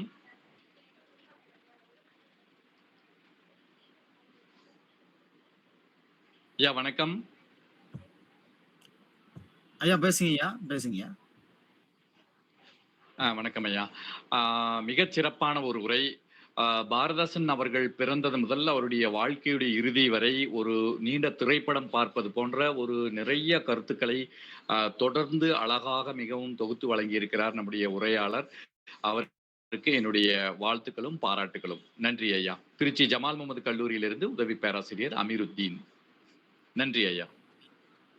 அதீத மகிழ்ச்சி ஐயா. உங்களுடைய வார்த்தைகள் எனக்கு மேலும் ஊக்கம் தருகிறது. உங்களை இந்த இணைப்பின் மூலமாக சந்தித்ததிலும் மகிழ்ச்சி. நன்றி நன்றி ஐயா. நன்றி ஐயா. ஐயா வணக்கங்க ஐயா. ஐயா வணக்கம். கேட்கிறதா ஐயா? வணக்கம் அம்மா. ஐயா சண்முகவல்லிங்க ஐயா. என் பேர் சண்முகவல்லி. சென்னையில இருந்து பேசுறேன். ரொம்ப அருமையா இருந்ததுங்கய்யா உங்களுடைய உரை. வள்ளுவர் சொல்லுவார் இல்லைங்களா, கேளாரும் வேட்ப மொழிவதாம் சொல் அப்படின்னு சொல்லிட்டு, அந்த மாதிரியான ஒரு உரையா உங்களுடைய உரையை நாங்க பார்த்தோம் இன்னைக்கு. நிறைய பாரதிதாசனுடைய பாடல்களாகவே நீங்க பாடி இன்னும் இன்னும் இன்னும் அதுக்குள்ள முடிய போதா அப்படிங்கிற மாதிரி ஒரு அதுதான் தோணுச்சு. அதுக்குள்ள முடிச்சுட்டாங்களே, இன்னும் நல்லா நிறைய பேசியிருக்கலாமோ. ஐயாவுடைய அந்த கருத்து கோர்வை, நிறைய விஷயங்கள் ஐயா உங்ககிட்ட இருந்து அதை இசையோட பாடி நீங்க கொடுக்கும்போது இன்னுமே கேட்பதற்கு ரொம்ப அற்புதமா இருந்தது, அருமையா இருந்ததுங்கய்யா. இதே போல இன்னொரு உரையும் கொடுத்தா கூட நல்லா இருக்குங்கய்யா. மகிழ்ச்சிங்கய்யா. வாழ்த்துக்களும் பாராட்டுகளும். ஒருங்கிணைப்பாளர்களுக்கும் அத்தனை பேருக்குமே நன்றிங்கய்யா.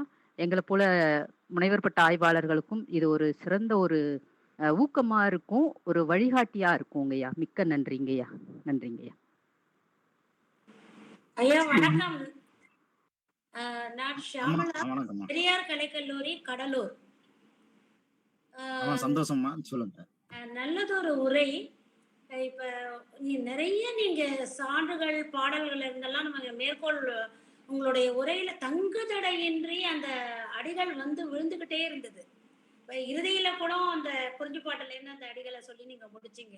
இப்ப எங்களை மாதிரி கல்லூரி ஆசிரியர்களுக்கு இருக்கிற ஒரு பெரிய சவால் என்னன்னா, இன்னைக்கு மாணவர்கள் நாங்க படிக்கவே வைக்க முடியறது இல்லை. வேற பாடங்களை தவிர தேர்வு நோக்கில அப்படி படிச்சுட்டு போறாங்க.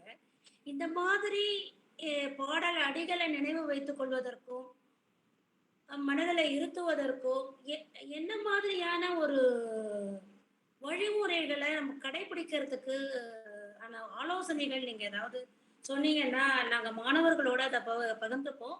மாணவர்களும் இங்க நிறைய இருக்காங்கன்னு நான் நினைக்கிறேன். அமைப்பாளர்களுக்கும் நன்றி.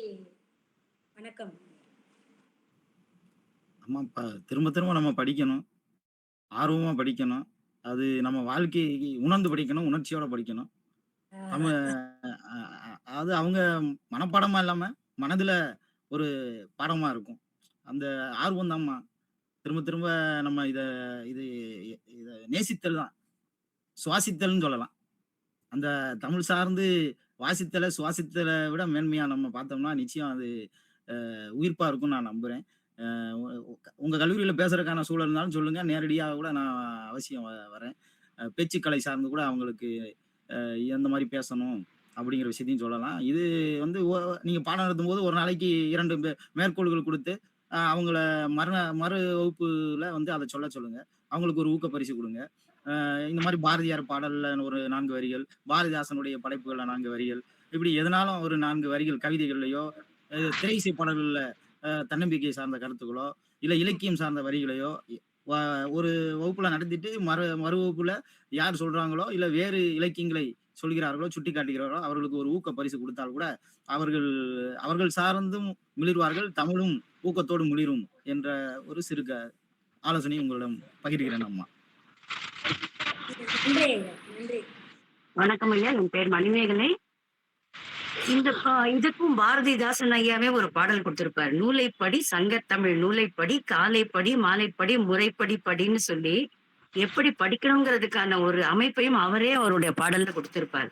ஆமாம்மா, கற்கத்தான் வேண்டும் எப்படி, கல்லாதவர் வாழ்வது எப்படி எப்படி என்று அவரே சொல்லுவார். அதனால நாம் கற்கத்தான் வேண்டும் இப்படி.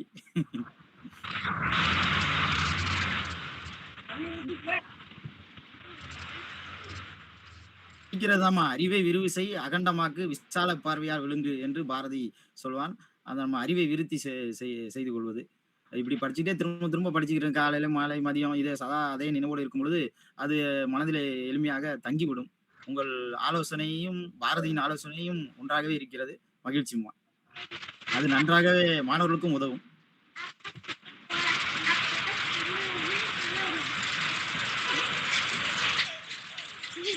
என்னுடைய அந்த கைபேசி எண் கேட்டிருந்தாங்க.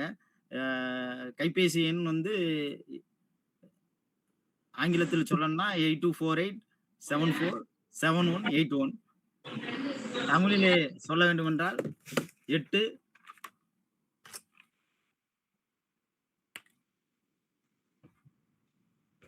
குறித்துக் கொள்கிறீங்களா அம்மா? நீங்க சொல்லுங்க, குறிச்சிருவாங்க. 8 2 4 8 7 4 7 1 8 1. ஆங்கிலத்தில் 8248747181. முரளி எனது பெயர். தமிழில் 8 2 4 8 7 4 7 1 8 1. இந்த பதிவில் எனது கைபேசி எண் கேட்டதன் பொருட்டு இந்த கருத்து, இந்த அறிவிப்பு.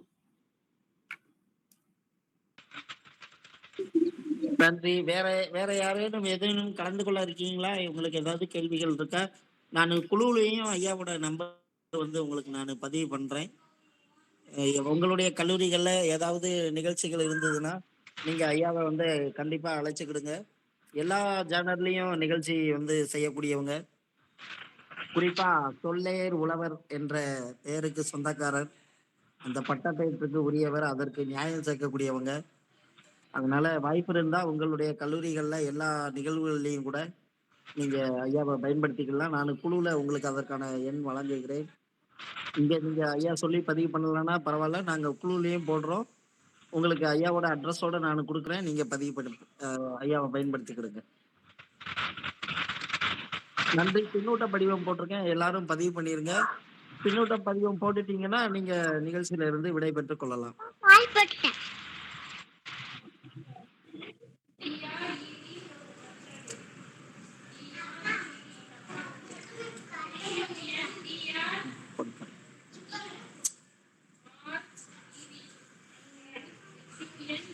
இறுதியாக இப்ப வேற கேள்விகள் இல்லாதனால நம்ம நன்றி உரைக்கு போறோம். நன்றி உரை முடிஞ்ச உடனே நிகழ்வு வந்து நிறைவுக்கு ஒரு அரங்கம் நிறைவு செய்யப்படும். அதற்குள்ளதாக உங்களுடைய பின்னூட்ட படிவத்தை பதிவு பண்ணிருங்க. நான் இப்பவும் லாஸ்ட்ல போட்டிருக்கேன். பின்னூட்ட படிவம் நீங்க கலந்துகிட்டதுக்கு வந்து ரொம்ப முக்கியமான ஒரு விஷயம். எங்களுக்கு நாங்க நிகழ்ச்சி நடத்தினதுக்கான எங்களுக்கு ஆத்ம திருப்தியை தரக்கூடியது நீங்க பதிவு செய்கிற பின்னூட்ட படிவமும் அதுல நீங்க கொடுக்கக்கூடிய நிகழ்ச்சி குறித்த கருத்துக்களும் தான் எங்களுக்கு ரொம்ப முக்கியமான ஒரு விஷயம். ஸோ தயவு செய்து எல்லாரும் பின்னூட்ட படிவம் வந்து மறக்காம பதிவு பண்ணிருங்க. இப்ப நம்ம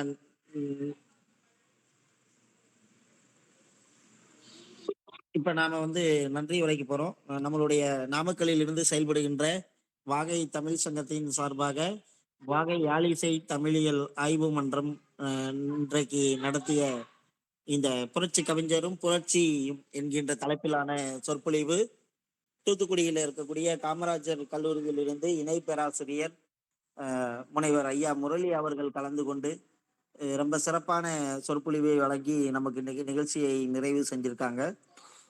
ஐயாவிற்கு வாகை தமிழ் சங்கத்தின் சார்பாகவும் வாகை யாழிசை தமிழியல் ஆய்வு மன்றத்தின் சார்பாகவும் மற்றும் உள்ள வாகை குடும்பத்தார் சார்பாகவும் நாங்கள் எங்களுடைய நெஞ்சம் நிறைந்த நன்றிகளை ஐயாவுக்கு தெரிவிச்சுக்கிடுறோம்.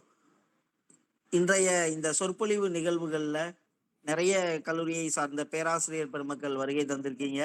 நிறைய ஆய்வு மாணவ உறவுகள் வந்திருக்கீங்க. உங்களுக்கும் எங்களுடைய வாகை தமிழ் சங்கத்தின் சார்பாகவும் வாகை யாழிசை தமிழியல் ஆய்வு மன்றத்தின் சார்பாகவும் எங்களுடைய வாகை குடும்பத்தார் சார்பாகவும் எங்களுடைய நெஞ்சார்ந்த நன்றியை நாம தெரிவிச்சுக்கிடுறோம். தொடர்ந்து நாம ஒவ்வொரு மாதமும் ஏதாவது இது போல ஏதாவது ஒரு ஆய்வு பொருண்மையில ஏதாவது ஒரு வடிவத்துல நம்ம மிக தரமாக நேர்த்தியாக கருத்தரங்கங்களை தொடர்ந்து நம்ம வழங்க இருக்கிறோம். நம்மளுடைய குழுக்கள்ல தொடர்ந்து இணைந்திருங்க. ஒரு 3 நிகழ்ச்சிகள் கட்டணத்தோடு நம்ம நடத்தணும் அப்படின்னா அந்த 3 நிகழ்ச்சிகளுக்கு பிறகு வருகிற ஒரு நிகழ்வு இது போல உங்களுக்கு வந்து கட்டணம் இல்லாத நிகழ்வாக நாங்க வழங்குறதுக்கான ஒரு முயற்சியோட இருக்கிறோம். உங்களுக்கு தெரியாது ஒண்ணும் இல்லை, நாம லாப நோக்கத்துல நம்ம வாகை தமிழ் சங்கத்தை நாங்க நடத்தல, வணிக நோக்கம் கிடையாது நமக்கு. ஆனாலும் கூட நம்ம நிறுவன பதிவை புதுப்பிக்க வேண்டி இருக்கு. சட்டப்பூர்வமான சில நடவடிக்கைகளை வாகை தமிழ் சங்கத்துக்காக நம்ம செய்ய வேண்டிய இருக்கு. நிலையான செலவினங்கள் என்பது நமக்கு தவிர்க்க இயலாததாக இருக்கு. அந்த மாதிரி செலவினங்களுக்காகத்தான் மற்ற அரங்கங்கள்ல மற்ற நிகழ்ச்சி நடத்துனர்கள் வைக்கக்கூடிய அதிகமான கட்டணங்கள்லாம் நாம வைக்காம குறைஞ்சபட்ச கட்டணங்களோடு நம்ம நிகழ்ச்சிகளை நடத்துறோம். உங்களுடைய ஆதரவை வந்து நீங்க இந்த மாதிரியான எங்களுடைய நடவடிக்கைகளுக்கு நீங்க தரணும். நீங்க என்னடா ஒரு இணையவழி நிகழ்ச்சியில கட்டணம் இல்லாம நிகழ்ச்சியை நடத்திட்டு அடுத்தால கட்டணம் வைக்காங்க அப்படின்ன மாதிரியா நீங்க எதுவும் தவறா நினைக்க கூடாது. நான் வந்து இங்க இந்த நம்மளுடைய யதார்த்தமான சூழலை உங்களுக்கு நான் பதிவு பண்ணியிருக்கிறேன். ஒரு 3 நிகழ்ச்சிகள் அது போல கட்டணத்தோடு நடந்துச்சுன்னா அடுத்து வருகிற 4வதாக அமைகிற நிகழ்ச்சி உங்களுக்கு வழக்கம் போல இதே மாதிரி கட்டணம் இல்லாத நிகழ்ச்சியாக இருக்கும். ஏன்னா நமக்கு காசு சம்பாதிக்கிறது அல்லது பணம் வந்து நமக்கு நோக்கம் இல்லை. தமிழ் சார்ந்து, தமிழ் இலக்கியம் சார்ந்து, இன்னைக்கு இருக்கிற நவீன தொழில்நுட்பம் சார்ந்து பல்வேறு தளங்கள்ல நம்ம கற்றல் கற்பித்தல் நடவடிக்கைகளை ஒரு விர்ச்சுவல் அகாடமிக்கு இணையாக நம்ம நடத்திட்டு வரோம். நாம விரைவில் ஒரு விர்ச்சுவல் அகாடமியா கூட நம்ம மாறுவதற்கான வாய்ப்பை நோக்கி நம்ம நகர்ந்துகிட்டு இருக்கிறோம். எங்களுடைய இலக்கு பெரியதாக இருக்கிறது. ஆனால் அந்த இலக்கை அடைவதற்கான வருமானங்கிறது நம்மகிட்ட வந்து இல்லை. ஸோ ஏதாவது ஒரு வகையில இந்த மன்றம், இந்த வாகை யாழிசை தமிழியல் ஆய்வு மன்றம் என்பது ஏதாவது ஒரு வகையில அவங்களுடைய இலக்கை அடைவதற்கு உதவலாம் அப்படிங்கிற அடிப்படையில தான் நாம வந்து இந்த ஒரு குறைவான கட்டணத்தை நாம வந்து நிர்ணயம் செஞ்சு இனி வரக்கூடிய நிகழ்ச்சியில ஒரு 2-3 நிகழ்ச்சிகளை கட்டணம் வாங்கிட்டோம் அப்படின்னா 3வதா 4வதாக செய்யக்கூடிய ஏதோ ஒரு நிகழ்ச்சியை கட்டணம் இல்லாம செஞ்சுக்கிடலாம் அப்படின்னு சொல்லி நான் தலைமை நிறுவனர் இயக்குனரோடு நம்ம பேசி அப்படி ஒரு உடன்பாட்டிற்காக நம்ம வந்து அவங்க கிட்ட அனுமதி வாங்கியிருக்கிறோம். ஸோ நீங்க எங்களுடைய நோக்கத்தை புரிந்து கொண்டு தொடர்ந்து இது போலான நிகழ்ச்சிகள்ல நீங்க எங்களுக்கு ஒத்துழைக்கணும். மற்ற இணையவழி நிகழ்வுகள்லாம் நீங்க நிறைய எல்லா பக்கமும் நடக்கும், நீங்க கலந்துருப்பீங்க தெரியும். அதுபோல நம்ம அதிக கட்டணங்களை வந்து நம்ம யார்ட்டையும் வாங்க போறது இல்லை. ஓரளவுக்கு நியாயமான முறையில ஒரு கட்டணத்தோடு நாங்க நிகழ்ச்சிகளை தொடர்ந்து வழங்குவோம். எல்லா நிகழ்ச்சிகள்லையும் நீங்க பங்கெடுங்க, எங்களுக்கு ஆக்கமும் ஊக்கமும் தரணும்னு சொல்லி கேட்டுக்கிட்டு வாகை தமிழ் சங்கத்தின் சார்பாக இன்றைய அரங்கில் கலந்து கொண்ட அத்தனை பேருக்கும் நான் நன்றியை தெரிவித்துக் கொள்கின்றேன். குறிப்பாக பேரன்பிற்கும் பெருமதிப்பிற்கும் உரிய பேராசிரியர், அன்பிற்குரிய நண்பர் முரளி ஐயா அவர்களுக்கும் என்னுடைய எங்களுடைய வாகை தமிழ் சங்கம் சார்பாக நான் நன்றியை தெரிவித்துக் கொள்கின்றேன். நன்றி, அனைவருக்கும் வணக்கம். வேறொரு நிகழ்வுல நம்ம சூப்பரா ஐயாவை வேற ஒரு தலைப்புல பேச வைப்போம். இப்ப சொற்பொழிவுக்கு வந்துட்டாரு, அடுத்தால மிகப்பெரிய வேற ஏதாவது ஒரு நல்ல நிகழ்ச்சியில ஐயா மீண்டும் நம்மோடு இணைவாரு. அந்த நிகழ்ச்சியில நம்ம வந்து ஐயாவை சந்திக்கலாம். வருகை தந்த அத்தனை பேருக்கும் நன்றி நன்றி நன்றி. வேறொரு நல்ல நிகழ்ச்சியில நாம சந்திக்கலாம். நன்றிங்க ஐயா, நீங்க விடைபெற்றுக் கொள்ளலாம். நன்றி. உங்களை நான் போன்ல பேசுறேன். நன்றிங்க, மகிழ்ச்சி. நன்றிங்க ஐயா, நன்றி நன்றி. எல்லாரும் ஃபீட்பேக் போட்டுருங்க. ஃபீட்பேக் போட்டீங்கன்னா நீங்க அரங்கத்தை விட்டு நீங்க விலகிக்கிடலாம். மறக்காம ஃபீட்பேக் கொடுத்துருங்க. நீங்க ரிலீவ் ஆகுறதுக்கு முன்னாடி உங்களுடைய பின்னூட்ட படிவத்தை பதிவு செஞ்சுட்டு நீங்க அரங்கத்தை விட்டு விலகிக்கிடலாம். நன்றி.